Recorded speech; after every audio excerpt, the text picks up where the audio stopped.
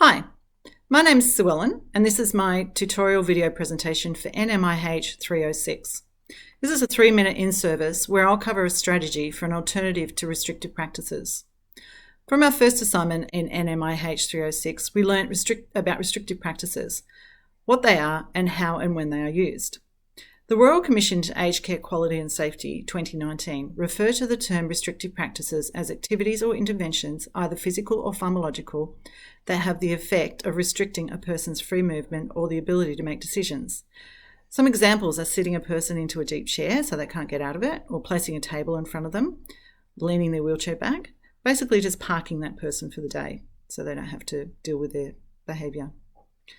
In aged care homes, it is mostly used for people with cognitive impairment, such as those with dementia. People with dementia can have challenging behaviour. This challenging behaviour is thought to place residents and others in serious jeopardy. Francis Tufford, in his paper on human rights and the confinement of people living with dementia in care homes 2020, points out that the prioritisation of risk management over residents' choice and well-being indicates a cultural attitude of devaluing older people. And until relatively recently, restrictive practices to manage so-called challenging behaviours have occurred behind closed doors, unseen, unsupervised and unmonitored. So why is this happening?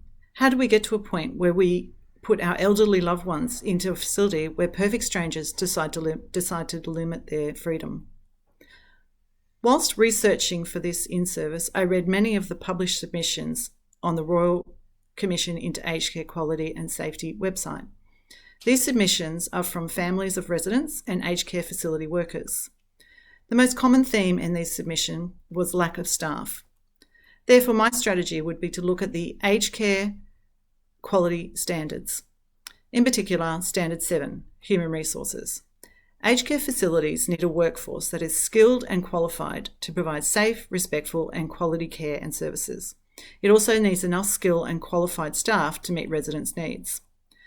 Staff also need to be given the time and the tools needed to deliver quality care to residents every day. To meet this standard, an effective human resource system is required.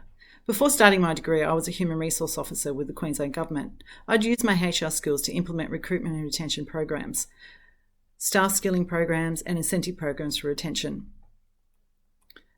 There is also Australian government funding available to assist with this. This would ensure that facilities have the staff numbers and mix of skills needed to provide residents with quality care. Thank you for listening to my in-service.